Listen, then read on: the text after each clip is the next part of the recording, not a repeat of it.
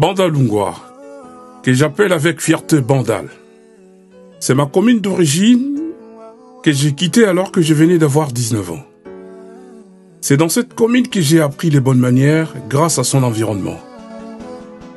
Je me souviens de mon premier livre que je lis à la bibliothèque de l'église Saint-Michel avec le prêtre jésuite, Père Pierre Lécuy, d'origine belge, arrivé au Congo en 1959 à l'âge de 27 ans. Parler d'amour et d'une vie sans fiel, car Bandal se vit dans Paris, entre amis, famille, femme et mari.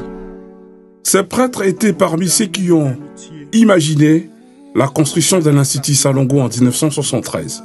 Et des victoires sous l'arc de triomphe, se faire des terrasses et des restos.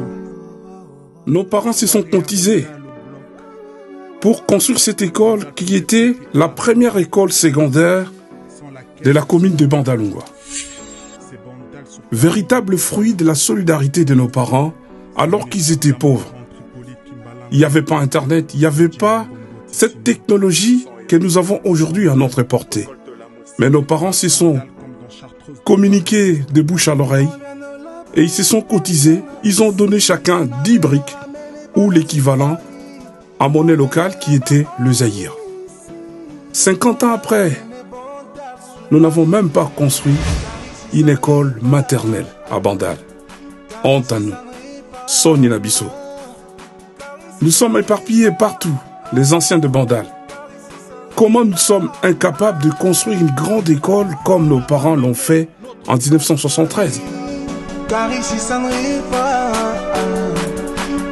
Il n'est jamais trop tard pour bien faire.